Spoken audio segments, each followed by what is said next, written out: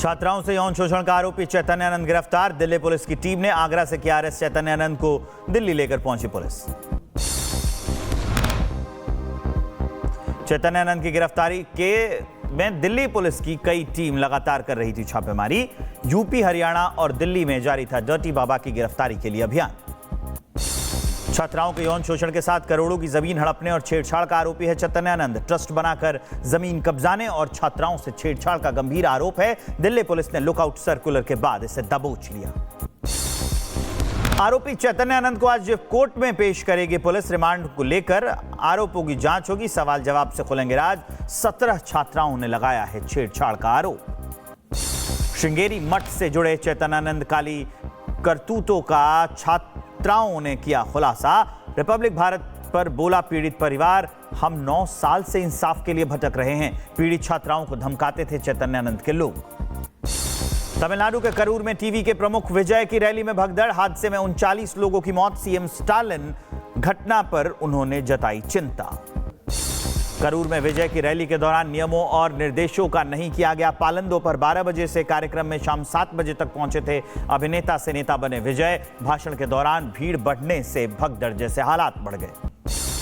अभिनेता से नेता बने विजय की रैली में हुई भगदड़ से घायलों को अस्पताल में पहुंचाया गया। डीएम के विधायक सेंथिल बालाजी ने अस्पताल का लिया जायजा। लगभग 51 लोगों को अस्पताल में भर्ती किया गया।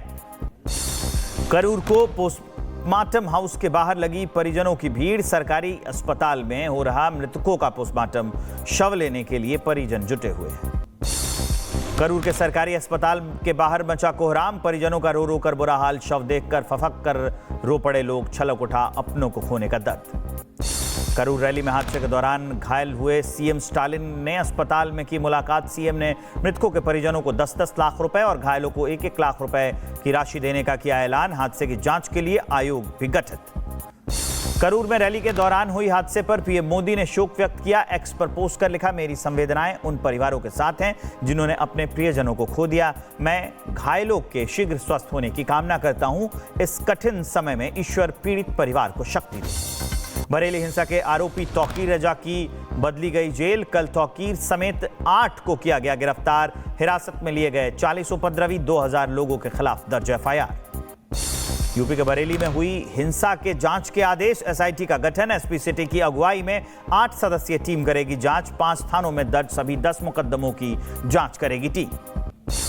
बरेली में हिंसा के बाद इंटरनेट किया गया बंद। आज रात 12:30 बजे तक जिले में बंद रहेगी इंटरनेट सेवा। गृह सचिव गौरव दयाल के निर्देश पर एक्शन। बरेली में हिंसा के आरोपी नदीम की तलाश में जुटी पुलिस। इत्तेहादे मिल्लत काउंसिल का पूर्व जिलाध्यक्ष है नदीम। शुक्रवार को हुई हिंसा के बाद से गायब है नदीम का परिवार। बरेली में दंगाइयों पर हुई कार्रवाई का मौलाना साजिद रशीदी ने किया विरोध। कहा, मुसलमानों को टारगेट करना छोड़े सीएम योगी, हम पर रहम करें। दंगाइयों पर सीएम योगी के एक्शन के बाद भड़के कांग्रेस नेता अजय राय। विवादित बयान देते हुए कहा, सीएम योगी का मानसिक संतुलन ठीक नहीं है, उन्हें अपना इलाज कराना चाहिए। यूपी के बरेली में दंगाई पर हुए एक्शन के बाद पुलिस पर भड़के सपा नेता रविदास मेहरोत्रा। कहा, पुलिस ने क्रूरता की सारी हदें की पार। यूपी में चल रहा जंगल राज। बरेली में हुई हिंसा पर सीएम योगी के एक्शन और बयान के बाद नरम पड़े सपा नेता सुमैया राणा के तेवर। कहा, तौकीर रजा ने युद्ध की तैयारी नहीं की थी, नमाजियों को जानबूझकर मारा गया। अजमेर दरगाह के दीवान सैयद नसरुद्दीन चिश्ती का बयान। कहा, हिंदुस्तान में सभी को अपने देवी देवताओं की पूजा करने का हक। बरेली में जज्बात का नाजायज फायदा उठाया गया। आई लव मोहम्मद के मामले पर उठे बवाल को लेकर बिहार में गरमाई सियासत। बीजेपी नेता गिरिराज सिंह ने कहा, बवाल के लिए असदुद्दीन ओवैसी, राहुल गांधी और तेजस्वी यादव जिम्मेदार। बीजेपी सांसद जगदंबिका पाल का बयान। कहा, तौकीर रजा जैसे लोग कानून तोड़ने का काम कर रहे हैं। जो दंगा भड़काएगा उस पर कार्रवाई होगी। सीतापुर के स्कूल में छात्रों से लव मोहम्मद स्लोगन बनवाने पर विवाद। प्रबंधन के निर्देश पर प्रिंसिपल ने कराई प्रतियोगिता। अभिभावकों ने जताया विरोध। पुलिस ने छात्रों अभिभावकों के बयान दर्ज कर जांच में शुरू कर दी है। यूपी के वाराणसी में दंगाइयों पर सीएम योगी की कार्रवाई का लोगों ने किया समर्थन। गंगा आरती के दौरान आई लव योगी आदित्यनाथ के पोस्टर लेकर नजर आए लोग। मुंबई में लव मोहम्मद के लोगों ने लगाए पोस्टर। भिंडी बाजार और भाईखला इलाके में लोगों ने विशेष पोस्टर लगाए। विशेष समुदाय के लोगों के हाथ में पोस्टर लेकर रैली भी निकाली गई। लव मोहम्मद के नारे लगाकर विशेष समुदाय के लोगों ने हरिद्वार में माहौल खराब करने की साजिश की। ज्वालापुर में मुस्लिम बाहुल्य इलाके में ये पोस्टर लगे थे, पुलिस ने हटवाए पोस्टर। यूपी के मुजफ्फरनगर में सांप्रदायिक सौहार्द बिगाड़ने के प्रयास कर रहे लोगों पर पुलिस ने की कार्रवाई। 2 अलग अलग मामलों में 5 आरोपी गिरफ्तार, आपत्तिजनक स्टिकर भी किए गए बरामद। लद्दाख हिंसा की साजिश रचने वाले 3 गिरफ्तार, अरेस्ट आरोपियों में कांग्रेस के 2 काउंसलर भी शामिल। लेह में हिंसक प्रदर्शन के 5वें दिन भी जारी है सख्त प्रतिबंध, ढील के बावजूद जारी है कर्फ्यू, आवाजाही और सार्वजनिक सभाओं पर रोक।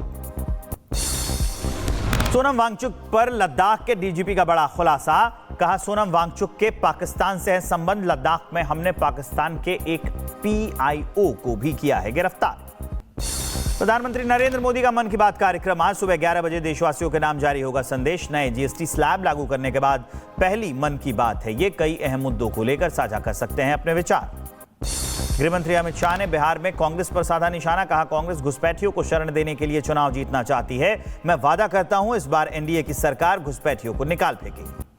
बिहार दौरे के दौरान गृहमंत्री अमित शाह ने कोसी, सीमांचल और अंग क्षेत्र के बीजेपी कार्यकर्ताओं को किया संबोधित। शाह ने कार्यकर्ताओं को जीत का मंत्र दिया। बीजेपी कार्यकर्ताओं को संबोधित करते हुए गृहमंत्री अमित शाह ने कहा 160 से ज्यादा सीट जीतकर एनडीए बनाएगी सरकार, बिहार के लोग इस बार बनाएंगे 4 बार दिवाली। दंगाइयों को सीएम योगी का सीधा संदेश, चंड और मुंड बनोगे तो मां भगवती कभी नहीं छोड़ेगी, उत्तर प्रदेश में अव्यवस्था को किसी भी कीमत पर बर्दाश्त नहीं करेंगे। सीएम योगी आदित्यनाथ का कहना है कि यूपी में आस्था के नाम पर तोड़फोड़ करना बर्दाश्त नहीं किया जाएगा। हिंदुओं के त्योहार आते ही कुछ लोगों में गर्मी आ जाती है, उनकी गर्मी को शांत करने के लिए हमें डेंटिंग पेंटिंग का सहारा लेना पड़ता है। बिहार के सीएम नीतीश कुमार का आरजेडी अध्यक्ष लालू प्रसाद यादव पर हमला, खगड़िया में कार्यकर्ता संवाद के दौरान कहा जब खुद सीएम से हट गया तो अपनी पत्नी को बना दिया। सीएम नीतीश के बयान पर तेजस्वी का पलटवार, कहा अब नीतीश कुमार जी बिहार चलाने के योग्य नहीं हैं, बिहार का विकास तेजी से करने वाली सरकार चाहिए। केंद्रीय शिक्षा मंत्री धर्मेंद्र प्रधान ने पटना के पटेल नगर में डोर टू डोर अभियान चलाकर स्वदेशी उत्पाद को बढ़ावा देने की अपील की। कार्यक्रम में रविशंकर प्रसाद हुए शामिल। 3 अक्टूबर को संशोधित वक्फ कानून के खिलाफ होने वाले प्रदर्शन पर वीएचपी ने जताई चिंता, कहा यह आंदोलन देश की शांति और कानून व्यवस्था को चुनौती देने वाला साबित हो सकता है। मुस्लिम पर्सनल लॉ बोर्ड और कई मुस्लिम संगठनों ने प्रदर्शन कर ऐलान किया है। यूपी के कानपुर में all India Muslim personal law board के संस्थापक मोहम्मद सुलेमान का बयान, कहा बीजेपी संशोधित वक्फ कानून के जरिए हमारे मौलिक अधिकार को छीन रही है, हम इस बिल का करेंगे विरोध। यूपी सरकार में कैबिनेट मंत्री जयवीर सिंह ने मैनपुरी में सुनी लोगों की समस्या, कहा आई लव मोहम्मद विवाद पर नहीं दर्ज हुई कोई केस या एफआईआर, कानून का उल्लंघन करने वालों पर होगी कड़ी कार्रवाई। राजस्थान के बाड़मेर से पूर्व विधायक मेवाराम जैन की कांग्रेस में वापसी को लेकर बवाल, विरोध में कांग्रेस कार्यकर्ताओं ने लगाए पोस्टर, बलात्कारी हमें स्वीकार नहीं के पोस्टर लगाए गए। यूएनजीओ को संबोधित करते हुए एस जयशंकर ने पाकिस्तान को बताया आतंकवाद का ग्लोबल सेंटर, कहा आतंकी ढांचे को खत्म करना जरूरी, आतंकवादियों से लड़ाई हमेशा से भारत की प्राथमिकता रही है।